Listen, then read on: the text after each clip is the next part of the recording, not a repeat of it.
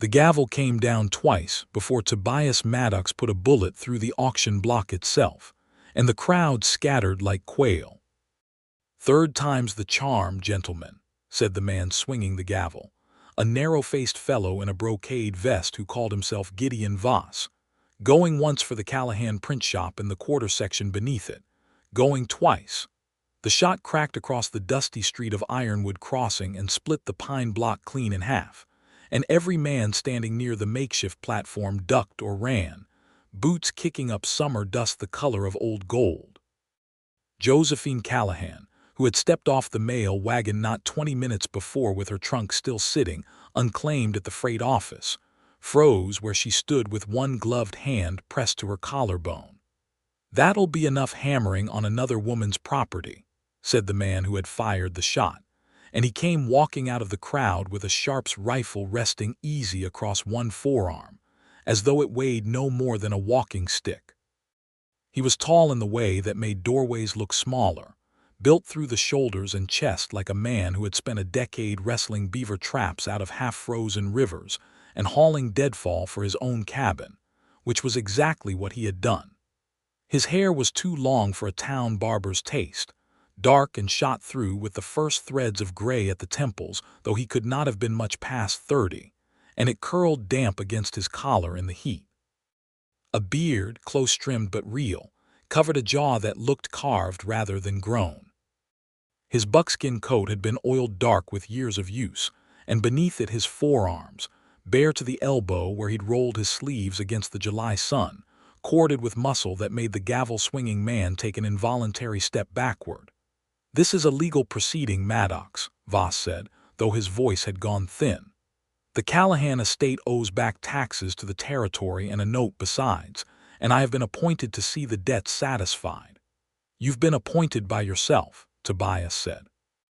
"I knew Silas Callahan 11 years.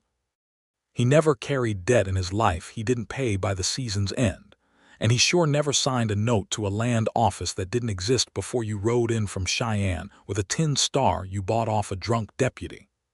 Josephine had not moved from the boardwalk. She was watching the two men with the peculiar stillness of someone doing arithmetic very fast in her head, cataloging threat and opportunity, the way she might once have set a column of figures in a ledger.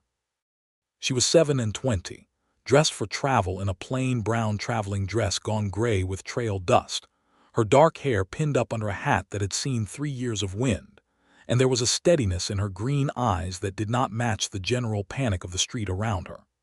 She had buried a husband 2 years past and closed out his failing feed business alone, rather than let his creditors pick it apart piece by piece, and she recognized a man trying to pick apart an estate when she saw one.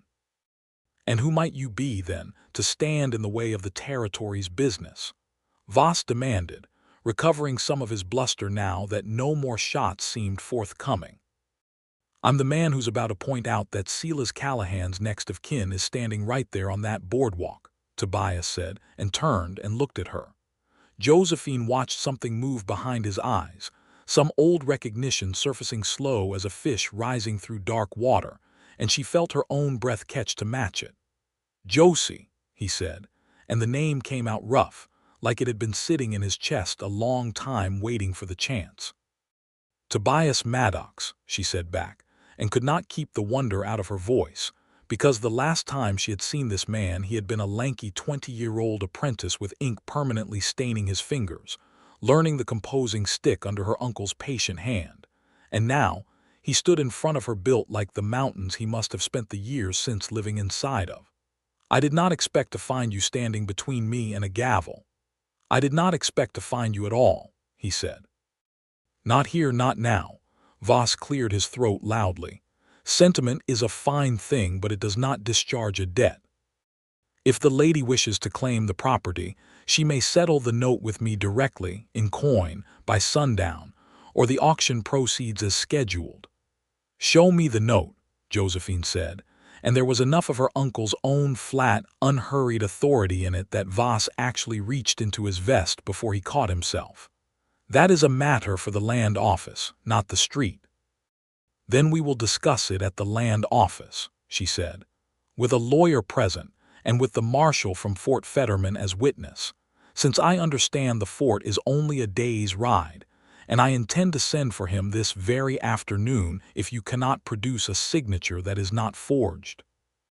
A murmur went through what remained of the crowd. Voss's narrow face went the color of paste, and he folded the gavel under his arm as though it had personally betrayed him, and he said something about business elsewhere and departed with more speed than dignity down the boardwalk, toward the false-fronted building that bore a hand-lettered sign reading Land Office GVOSS, Prop. Tobias watched him go, then looked back at Josephine, and something in his broad shoulders eased, though his eyes stayed sharp on the street behind her as though counting exits. "You have not changed," he said.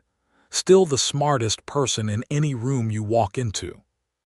"You have changed considerably," she said, and let herself look at him properly now that the danger had passed, the way a woman might study a photograph of a place she used to live. "The mountains agreed with you." "The mountains didn't leave me much choice in the matter," he said, and something flickered across his face, quick and gone, that told her there was a story there he was not yet ready to tell. "I trap the high country now, up past the Laramie Range. Bring pelts and news down to the forts and the ranches along this road 3-4 times a year. I heard Silas had passed. I did not know he'd left the shop to anybody." "He left it to me," she said. "A letter reached me in Omaha 6 weeks ago. I did not know he thought of me at all these last years, let alone enough to leave me his life's work." Her voice caught on the word, and she pressed her lips together and looked past Tobias at the street, at the boarded windows of what had once, she remembered from a single summer visit as a girl of 19, been a proud little brick building with Callahan and Son, printers painted gold across the front, though Silas had never had a son, and the paint had always been more hope than fact. "Come on then," Tobias said, and something in the gentleness of it undid a knot she had not realized she was carrying since Omaha. "I'll walk you to it. It is not much to look at these days. I will warn you now so the shock does not knock you flat." The warning did not go far enough. The Ironwood Sentinel's building sat at the end of the street where the boardwalk gave out into hard-packed dirt, its brick front streaked with soot from some old fire that had scorched but not consumed it, one window boarded, the door hanging from a single hinge. Inside, when Tobias forced the door with one shoulder and a grunt of effort that made the frame groan, the air smelled of dust and cold iron and mouse nests, and a great iron hand press sat in the center of the room like a slumbering animal, its bed frozen with rust, cases of type scattered across the floor where someone, Voss's men, most likely, looking for anything of value, had appended them in a search for cash or deeds. Josephine stood in the doorway a long moment, looking at the wreck of her inheritance, and felt something rise in her that was not despair, not quite, but close kin to it. "It's a ruin," she said quietly. "It's a print shop with a mess to clean up," Tobias said. Different thing entirely. He crouched by the nearest overturned case, and with 2 fingers, careful as a man handling a wounded bird, he lifted a single small piece of lead type from the dust and turned it to the light. "Lowercase e Silas taught me to set type in this very room. I could read a whole page of his handwriting backward in a composing stick before I could grow a proper beard." He looked up at her. "I owe this shop more than most men owe their own kin, Josie. If you're of a mind to bring it back, I am of a mind to help you do it." She looked at him for a long moment. This man she had known as a boy with ink-stained knuckles, now grown into someone who filled a doorway and had just put a rifle ball through a gavel to protect a stranger's rights, and something in her chest, long since gone quiet, gave a small, unexpected lift. "Why would a mountain man want to spend his summer setting type," she asked, "when he could be up in the high country trapping and minding his own business?" "Because I have been minding my own business for 8 years, he said, "and I have found it a lonesome sort of occupation." He set the piece of type gently back into its compartment, as though returning it to a home it had missed. "Because your uncle was the closest thing to a father I had left, once my own was gone, and whoever tried to burn this place and steal the land out from under his name is going to have to answer to more than just a gavel. Josephine felt the weight of the afternoon settle differently in her then, not lighter, but shared, and that made all the difference in the world. They spent the remainder of that first day simply making the building safe to sleep in, which was as far as either of them dared plan. Tobias rehung the door on a new hinge scavenged from the ruined type cabinet, and Josephine swept 2 years of dust and mouse leavings from the composing room floor with a broom she found leaning in the corner, its bristles worn to a stub but serviceable enough. They did not speak much of the 8 years between them. Not yet. There was too much dust, too much broken glass, too many practical matters standing in the doorway of anything more tender. But she caught him watching her once, when she knelt to gather a scattered case of italic type back into its compartments by memory alone, uppercase here, lower there. The peculiar logic of a job case that most people found baffling, but that she had learned as a girl, sitting on her uncle's knee in this very room, before the years and the miles had carried her away from it. And she caught something in his expression that was not quite surprise and not quite pride, but stood very close to both. "You remember the case layout," he said. "I remember everything about this room," she said. "It is strange how a place you visited only once can live so vivid in memory. I was 19. My father sent me to spend a summer with Uncle Silas because he thought I was too fond of a boy back home who was no good for me." She smiled faintly at the old, small hurt of it. "I remember a lanky apprentice who used to sneak me peppermint candy from the mercantile and let me set my name in the composing stick just to see it printed." Tobias's jaw worked once before he answered. "I remember the girl," he said. "I did not forget her, all these years up the mountain. I want you to know that." She did not have an answer ready for that, and so she said nothing and bent back to the type case, and let the quiet between them fill up with something warmer than the dust motes turning gold in the last of the day's light through the one unboarded window. That night she slept in the small room behind the composing room that had once been her uncle's, on a cot Tobias hauled in from somewhere, wrapped in a blanket that smelled faintly of pine smoke and leather. And she did not think, until she was nearly asleep, to wonder how a man who lived alone in the mountains happened to have a spare blanket close enough to hand to loan a woman he had not seen in 8 years. It was, she decided as sleep took her, exactly the kind of thing that man would do. The following morning brought the first hard evidence that Gideon Voss did not intend to let his auction fail quietly. Josephine found it herself, sweeping the alley behind the shop before first light, a scorched patch of ground where someone had tried, and failed, to set a small fire against the rear wall sometime in the night, put out either by damp wood or bad luck before it could catch properly. "He is testing whether we mean to stay," Tobias said, crouching to examine the char marks with the same careful attention he gave everything, running a thick finger along the blackened brick. "If we run, he wins the land without another shot fired. If we stay, he will need to try something bolder." "Then we stay," Josephine said, "and we do it loud enough that the whole territory hears about it." He looked up at her, and there was something like admiration in it, plain and unhidden. "That is exactly the answer Silas would have given." It took them the better part of a week to right the great iron press, clean the rust from its bed with vinegar and elbow grease, and sort the scattered type back into its proper cases.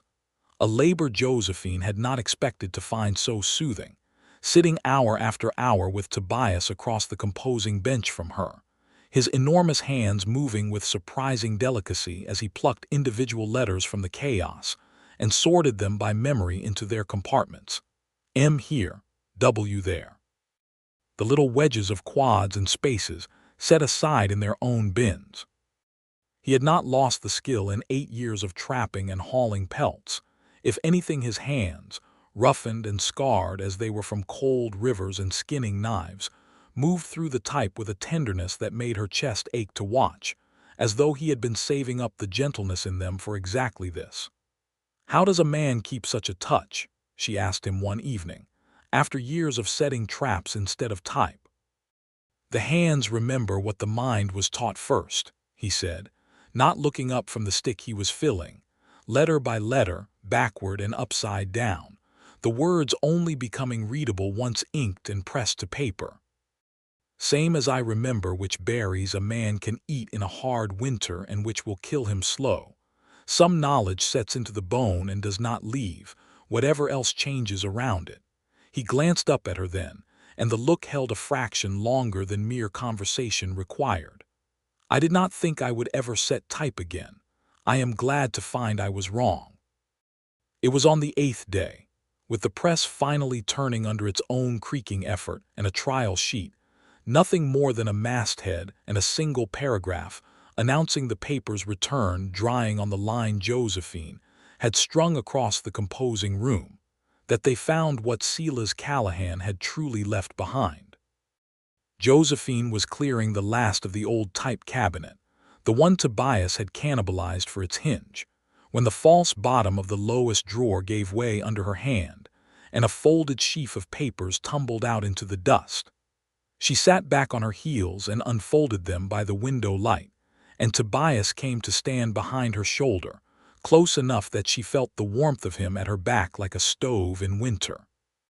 They were affidavits, a dozen of them in different hands, some barely literate, each one describing the same pattern in different particulars. Ranchers along the military road between Fort Fetterman and Fort Laramie, men who had held their grazing claims for years under the old survey, waking to find new boundary stakes driven overnight. Notices of foreclosure for taxes they had never been told were owed. Land offices in 3 different towns, all recording the same names as new owners of record. And every deed, every transfer, passing eventually into the hands of a contracting outfit supplying beef and timber to the forts. An outfit whose silent partner, according to a ledger page tucked in among the affidavits in Tobias Callahan's own careful hand, was a colonel named Ashford Reeves, who held the Army supply contract for the entire stretch of road and whose local agent in Ironwood Crossing went by the name of Gideon Voss. "He was going to print this," Josephine said, very quietly, her finger tracing her uncle's cramped handwriting at the bottom of the ledger page. "Look here, he'd already set half the front page. It's what got him killed, isn't it? Not an accident at all." Tobias's hand came to rest on her shoulder, warm and heavy and entirely steadying. "The coroner called it a fall. Said he'd been drinking, though I never in 11 years saw Tobias Callahan take more than a single glass at Christmas. I did not have proof enough to say otherwise, and I was 3 weeks up the mountain when word reached me, too late to ask questions that mattered." His voice had gone low and rough with an old anger he had clearly been carrying a long while unspoken. "I should have come down sooner." "You could not have known," she said, and reached up to cover his hand with her own where it rested on her shoulder, an instinctive gesture that surprised her even as she made it. "You are here now. That is what matters. We will finish what he started." "They will not let that happen quietly," Tobias said. "Voss tried a small fire over one auction. If we print this, Reeves will send more than a land agent with a gavel." "Then we had best be ready before we print it," Josephine said, and something in the set of her jaw, so like her uncle's had been, told him the matter was already decided. The evidence in hand changed the shape of their days together, though the work itself did not slow. They still spent long hours at the composing bench, still argued cheerfully over whether a headline wanted 18-point type or 24, still shared the small domestic rituals of coffee at dawn and bread at midday that had crept up on them both without either quite noticing when they had begun. But underneath, it now ran a current of urgency, and twice more in the following fortnight that current surfaced into open danger. The first came on a Tuesday, when 3 riders wearing no badges but carrying themselves with a hired man's swagger rode slow down the main street and stopped in front of the Sentinel's rebuilt door. And the one in front, a heavy-set man with a drooping mustache, called out that Mr. Voss would consider it a kindness if the lady printer understood that Ironwood Crossing was not a healthy climate for newspapers that printed lies about upstanding citizens. Tobias came out onto the boardwalk before Josephine had finished setting down the ink roller, and he did not raise the Sharp's rifle this time. Did not need to. He simply stood in the doorway, arms crossed over a chest that filled the frame, and said, in a voice pitched low and level, that Mr. Voss's kindness was noted, and that the lady printer intended to print whatever the truth required, and that any man who came back after dark to discuss the matter further with fire or a knife would find that Tobias Maddox had spent 8 winters alone in grisly country, and had not once lost that argument either. The riders left without further words, though the heavy-set man spat in the dust first, a small theater of defiance that fooled no one. "You did not need to stand out there like that," Josephine said afterward, though there was no real complaint in it, only a kind of wondering gratitude she was still getting used to feeling. "I have faced down worse than 3 riders with big mustaches. I closed my late husband's business myself, alone, with creditors twice as ugly as that man threatening me on my own porch." "I know it," Tobias said, and there was no wounded male pride in his answer, only plain fact. "I have watched you sort type faster than I can and argue Voss's own land agent into a corner without raising your voice. I'm not standing in that doorway because I think you cannot manage. I'm standing there because I do not intend to let you manage alone, not while I have arms and legs that work and something worth protecting standing behind me." He looked at her, steady. "There is a difference, Josie, between doubting a woman's courage and refusing to let her carry every weight by herself. I mean to make certain you never have to wonder which one I am doing." She had no ready words for that either, and so she reached up, she was becoming rather fond of doing so, and laid her palm briefly against the rough plane of his jaw, feeling the pulse of him warm under her fingers, and he closed his eyes for just a moment at the touch, like a man standing in sun after a long winter. "All right," she said softly. "Stand in the doorway then. I will not argue you out of it." The second danger came 10 days later, and it came from the mountains rather than the town, though it wore the same enemy's fingerprints. Josephine had determined that the affidavits alone, gathered second-hand and written in Silas's own careful copying hand, might be argued away by Voss's lawyers as forgery or hearsay, and that what the Sentinel needed before it dared print a word of the scheme was fresh testimony. A rancher willing to stand up in his own voice and say, on the record, over his own signature, what had been done to his grazing claim. Tobias knew such a man, a widower named Amos Fife who ran cattle in a high valley 2 hours' ride from town, along a spur of the military road that climbed toward the Laramie Range, a man whose land had been the first Voss's surveyors had restaked the previous autumn. "It is a fair ride," Tobias told her, saddling the second of his 2 horses, a sturdy bay mare he called Clementine with the same gruff affection he seemed to hold for most things he had known a long while.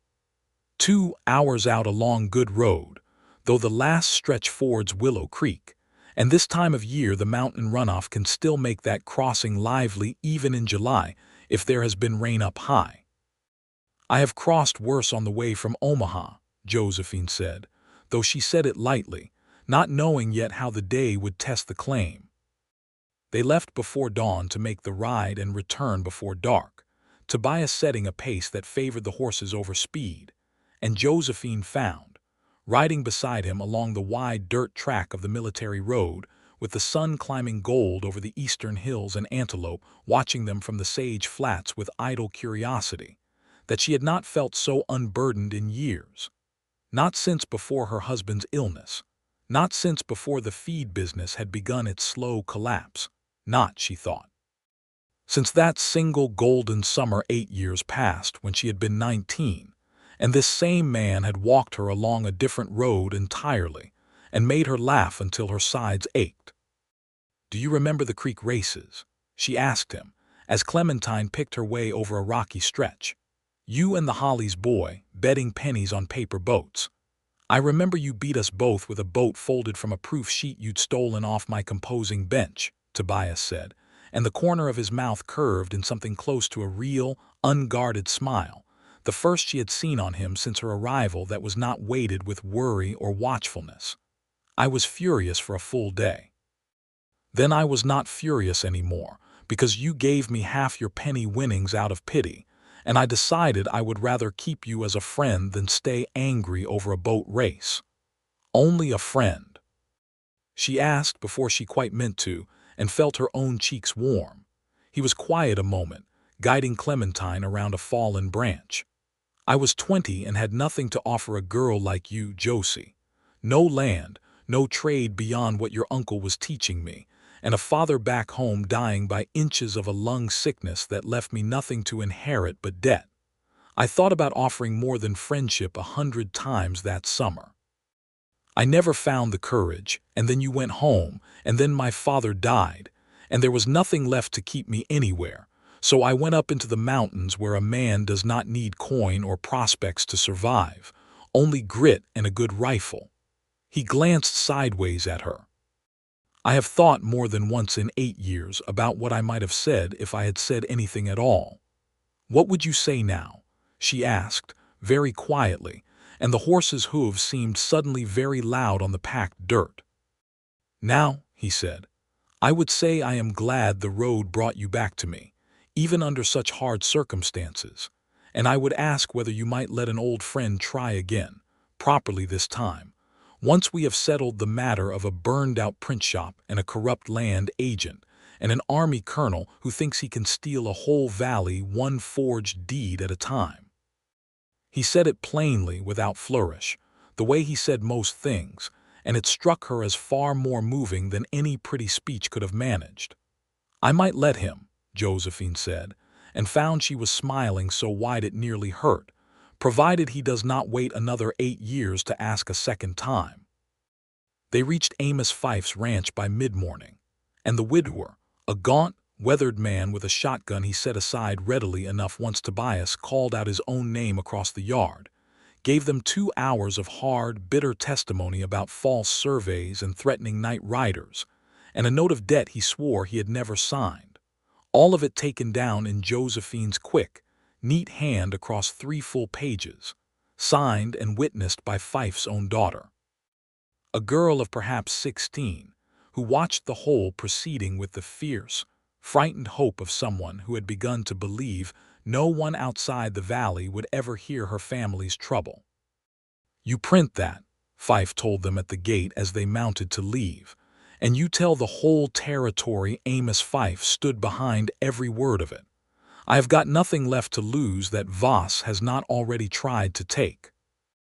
The ride back began well enough, the afternoon sun still high and warm, the sage flats humming with grasshoppers, but by the time they reached the approach to Willow Creek, the sky to the west had gone the color of a bruise, and Tobias reined Clementine to a stop at the top of the last rise and studied the horizon with a frown that told Josephine, before he said a word, that something had changed. Storms come up fast over the high country, he said. Cloudburst most likely 3-4 miles up the drainage. It has not reached us yet, but that creek is going to rise before it falls and rise quick. Can we cross before it does? Josephine asked, already reading the tension in his shoulders. We can try, he said, or we can wait it out on this side and lose 2-3 hours we do not rightly have if Voss's men come looking for those testimony papers before we get them locked in your safe. They chose to try, and it was very nearly the wrong choice. The ford at Willow Creek, which Tobias had crossed 100 times in every season, was normally no more than knee-deep on a horse, a placid ribbon of clear water over smooth gravel. When they reached it, the water had already climbed to mid-thigh on the horses, and carried a churning brown color that spoke of the cloudburst somewhere upstream tearing loose whole hillsides of soil, and the current, which should have been gentle, pulled at Clementine's legs with a strength that made the mare sidestep and toss her head. Follow my line exactly, Tobias called back over the rising noise of the water, already several lengths into the crossing on his own gelding, a rangy black horse he called Bear.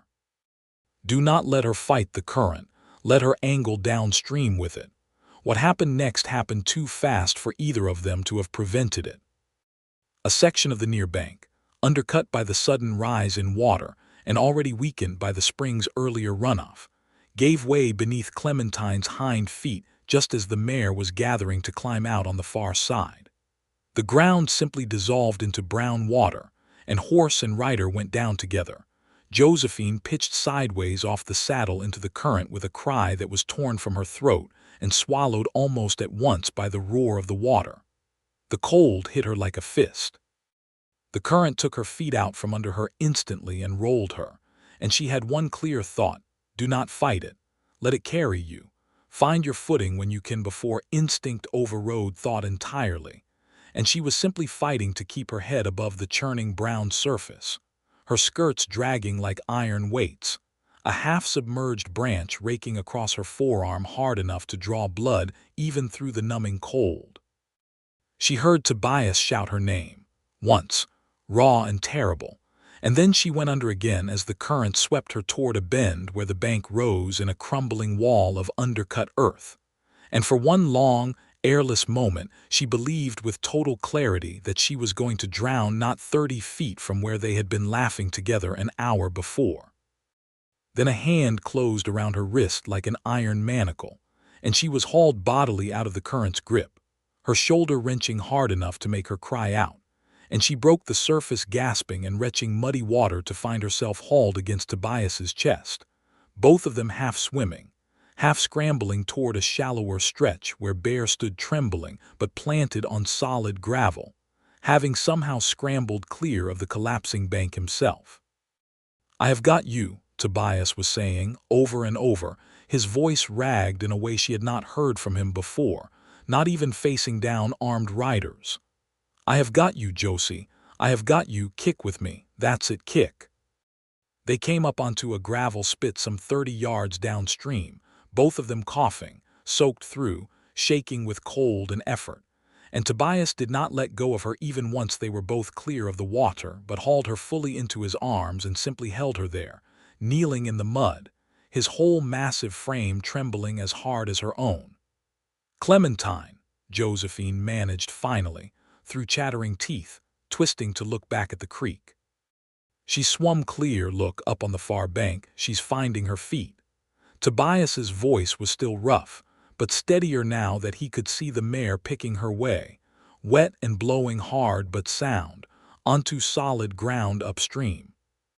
"Horses know that water better than we do in the end. It's people that drown in it." He pulled back just far enough to look at her face, and his hands came up to frame her jaw, careful, searching her eyes the way a man checks a wound for the true depth of it. "Are you hurt? Tell me true. Do not spare me the worst of it." "My arm," she said, holding it up between them, where the branch had scored a long, shallow cut from wrist to elbow, already welling blood that the creek water had washed pale pink down her skin. "And my ankle, I think. When the ground gave way, it is not broken, I do not believe, but it does not want much weight on it." He examined the cut first. There on the gravel spit with the storm still muttering somewhere up the drainage, and the creek roaring brown and swollen beside them. And his hands, so large they could nearly encircle her whole forearm, moved over the wound with a gentleness that made her breath catch for reasons that had nothing at all to do with pain. He tore a strip from the tail of his own shirt, soaked through as it was.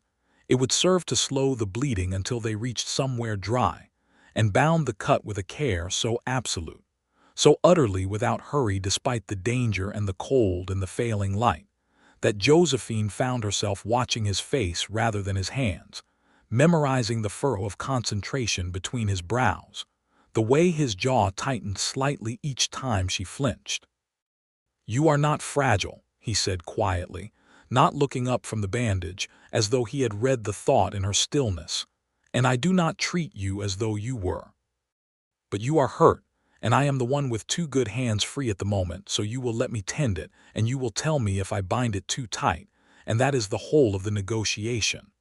"I was not going to argue," she said, though her voice wavered between amusement and something far tenderer. "I have simply never had anyone tend me quite so carefully before. My husband was a kind man, but he fainted at the sight of blood. I set his own cuts most times." Tobias's hands paused for just a moment at that, and something moved behind his eyes, not jealousy exactly, but a kind of fierce, quiet resolve. "Then I suppose it falls to me to make up the difference," he said, "for however long you will have me do it." He finished the knot, checked her pulse below it with 2 fingers pressed light against her wrist, and only then did he turn his attention to her ankle, easing off her sodden boot with careful, unhurried hands, testing the joint with a touch so light she barely felt more than gentle pressure, until he found the tender spot and she hissed through her teeth. "Sprained, not broken," he said. "I have felt enough breaks on my own body to know the difference. It will want binding and rest, and you will not be walking far on it for a few days, but you will keep it, and you will keep dancing on it too, if you have a mind to, once it heals." "Is that an invitation?" she asked, and was rewarded with the sight of color rising above his beard, visible even in the fading gray light. "It might be," he said, "once we are both dry and this business with Voss is finished, and I have found somewhere in this territory that plays music worth dancing to." He built a small fire in the lee of the gravel bank using dry wood he found tucked beneath an overhang. "A trapper's habit," he explained. "Always know where the dry wood hides after a rain." And they sat close together in the firelight, while their outer clothes steamed dry on branches propped near the flames. And Josephine, wrapped in Tobias's own buckskin coat with her bandaged arm resting in her lap and her splinted ankle propped on a smooth stone, found herself telling him things she had not spoken aloud to anyone in years. The slow grief of watching her husband's business fail despite everything she did to save it. The loneliness of widowhood in a town that treated an unmarried woman with a ledger book as some kind of curiosity, the fear that had ridden with her the whole stagecoach journey from Omaha that she would arrive in Ironwood Crossing only to find nothing worth saving at all. "I found something worth saving," she said, looking at him across the small fire, "though I confess I did not expect it to be quite this large, or quite this stubborn about standing in doorways." "I have been called stubborn before," Tobias said. "Usually by animals I was trying to trap, and once by a grizzly sow who did not appreciate my opinion on the matter of her cave." He reached across and took her uninjured hand, turning it over gently in his own enormous palm, tracing the calluses at the base of her fingers that 8 years of ledger work and press labor had left there. "I have spent a long while thinking that a solitary life suited me. I built a good cabin. I know every game trail and safe crossing between here and the Wind River country. I have kept more than one homestead fed through a hard winter with meat and warning of whether they'd never have it otherwise. I told myself that was enough of a life for a man like me." His thumb moved slowly over her knuckles. "I did not know, until I saw you standing on that boardwalk a fortnight ago, how much of that solitude I had simply been enduring rather than choosing." "And now," she asked, her voice barely above the crackle of the fire, "now I find myself unwilling to imagine going back up that mountain without you somewhere in the picture of my life," he said. "Whatever shape that picture takes. I am not asking you to give up your shop for a cabin in the high country, Josie. I have watched you these 2 weeks. That press is not just your uncle's legacy. It is yours now. It is in your blood the same as the mountains are in mine. I would sooner learn to split my seasons between trapline and composing bench than ask you to choose one life over the other." She leaned across the small distance between them and kissed him then, her bandaged arm curling carefully around his neck, and he gathered her in against his broad chest with a tenderness that belied every hard-earned muscle in his arms, kissing her back slow and thorough in the firelight, while the storm rumbled its last complaints somewhere up the darkening drainage, and the creek, already beginning to settle back toward its ordinary banks, murmured past them into the growing dark.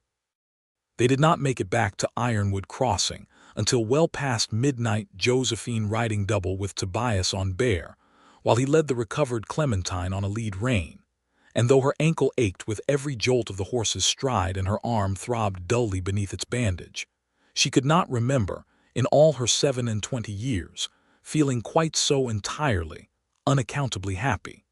The next 2 weeks passed in a blur of hard, satisfying labor. Josephine's ankle mended enough that she could stand at the composing bench with only a slight limp. And together they set the affidavits, Amos Fife's testimony, and Josephine Callahan's own careful ledger notes into a front page that filled every column with names, dates, and the plain unadorned facts of a scheme to steal an entire valley's worth of grazing rights, one forged deed at a time. All of it traced by careful implication back through Gideon Voss to Colonel Ashford Reeves and his fort supply contracts. Tobias set half the type himself, his big hands moving letter by letter through the cases with a patience that never once flagged, even at 2 in the morning with ink black under his fingernails and exhaustion pulling at both their shoulders. They printed 300 copies on a hand-cranked run that took the better part of a full day, feeding sheet after sheet through the great iron press until Josephine's good arm ached and Tobias's shirt was soaked through with sweat. And then they bundled the papers into saddlebags, and Tobias rode the distribution route himself, to Fife's ranch, to 2 other homesteads along the road, to the sutler's store nearest Fort Fetterman, and finally, boldest of all, into the fort itself, where he left a bundle addressed directly to the commanding officer, a Major Halloran who, according to Tobias's contacts among the fort's civilian teamsters, had already been quietly uneasy about certain irregularities in the beef contracts he'd been signing off on for the better part of a year. For 3 days after the paper hit the road, Ironwood Crossing held its breath. The reckoning, when it came fast and hard, and it came to the print shop itself.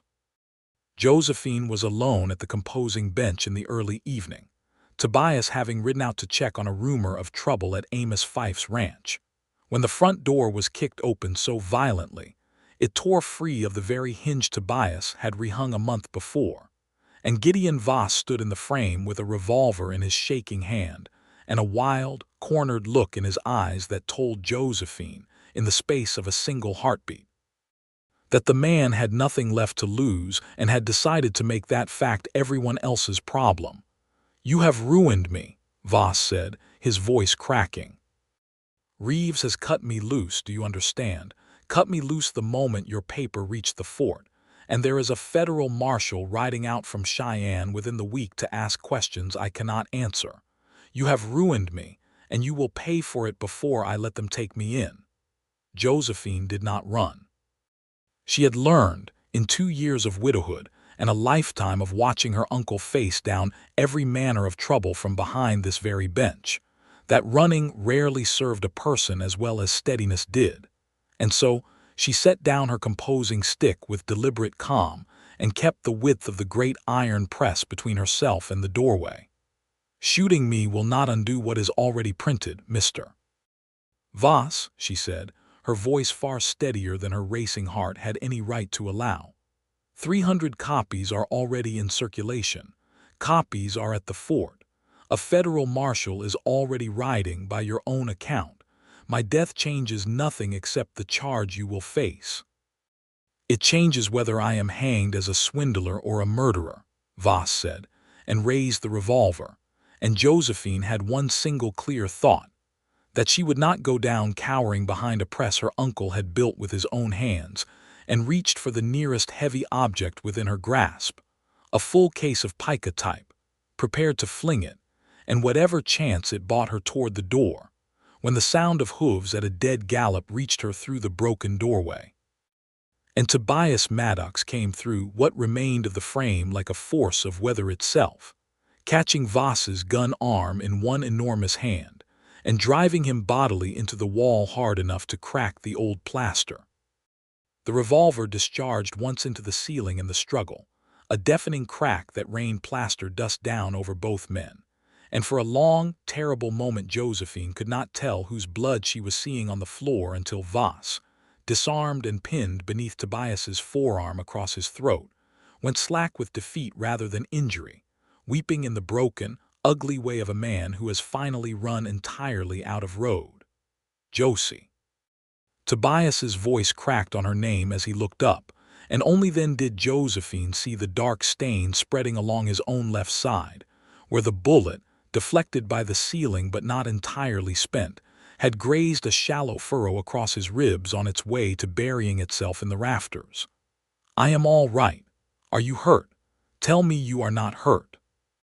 "I am not hurt," she said, already moving, already tearing a clean length of muslin from the roll she kept for wrapping bound newspapers, already kneeling beside him with hands that did not shake despite everything, because she had learned, watching him tend her by a dying fire on a gravel bank, exactly what steady, careful hands could mean to a person who was frightened and hurting. "Hold still. Let me see it. You are the one who is hurt, and you will let me tend you the same as you tended me, and that is the whole of the negotiation, just as you told me once." He laughed at that, a rough, pained sound, even as she pressed the muslin firm against the wound and bound it tight around his ribs, and Voss lay weeping and defeated on the floor between them while, outside, the sound of more hooves approached Amos Fife and two of his neighbors, alerted by the sound of the gunshot, arriving with rifles ready to find the matter already well in hand. The federal marshal, when he arrived from Cheyenne 5 days later, found Gideon Voss already secured in the town's single jail cell under the watchful custody of Amos Fife and two other ranchers who had taken shifts guarding him, found 300 copies of the Ironwood Sentinel already circulating as far as Fort Laramie, and found a full account of Colonel Ashford Reeves's fraudulent survey scheme laid out in such careful, well-documented detail, every affidavit numbered, every deed cross-referenced against the original Territorial Land Office records that Josephine had ridden to Cheyenne herself, ankle still tender, to verify in the weeks before the paper ran that the case against Reeves required little further investigation before the colonel was relieved of his supply contract and his commission both, pending a court-martial that would, in the fullness of time, see him stripped of rank and barred from any further government contract in the territory. Ironwood Crossing, in the weeks that followed, became something it had not been in years, a town with a newspaper worth reading and a story worth telling twice over. Josephine stood in the doorway of the rebuilt Sentinel office on a warm evening in early September, watching the last of the summer light turn the street to gold, and felt Tobias's arms come around her from behind, careful still of the healing wound along his ribs, though it troubled him little now beyond an occasional wince when he laughed too hard. "Amos Fife has already got his deed restored, clean and clear," she said, leaning back into the solid warmth of him. "2 other ranches besides. The Territorial Office is reviewing every claim Voss's surveys ever touched. We did that, Tobias. My uncle started it and we finished it." "You finished it," he said against her hair. "I set type and rode a horse through some bad water. You are the one who knew how to make a page of newsprint hit as hard as a rifle shot." "We finished it together," she corrected him, turning in his arms to face him properly. "The same as we are going to do everything else, I expect, from here on." "Is that a proposal, Mrs. Callahan?" he asked, using her married name with a teasing gentleness that told her he had long since made peace with the fact of her first marriage, had never once treated it as a wound to avoid rather than simply a part of the woman he loved. "It might be," she said, echoing his own words from the gravel bank weeks before, "provided the gentleman in question does not intend to wait 8 years to answer it." Tobias Maddox, who had spent 8 winters alone in the high country with nothing but game trails and cold rivers for company, who had learned to read the weather in a cloud shadow and the safety of a creek crossing in the color of its water, who had set every piece of type in a dead man's ruined print shop by hand out of love for a girl he had never quite stopped thinking about, went down on one knee right there in the doorway of the Ironwood Sentinel, careless of the ache still living in his side, and asked Josephine Callahan to marry him properly, with witnesses this time, with a ring he had traded 3 prime beaver pelts for at the Mercantile the previous week, and had been carrying in his coat pocket for 4 days, waiting for the courage to ask, and Josephine said yes before he had even finished the sentence, laughing and crying both at once, and the whole street, it seemed, having gathered by then to watch the town's 2 great heroes finally settle their own business, sent up a cheer loud enough to carry clear to the fort. They were married the following month, in the golden hush of early October, on the boardwalk in front of the very shop that had brought them back together, with Amos Fife's daughter scattering late wildflowers across the planks and half the ranchers along the military road riding in to stand witness, and Major Halloran himself sending down a small detachment from Fort Fetterman with a case of good whiskey as a wedding gift, and his personal thanks for a newspaper that had, in his own words, saved the fort's supply line from a scandal that would have taken years to untangle otherwise. They settled into a rhythm that suited them both better than either had dared hope for. Tobias kept his cabin in the high country and his traplines besides, riding up for a fortnight at a time each season to bring down pelts, and, increasingly, fresh stories and warnings of weather that found their way into the Sentinel's pages as a regular column.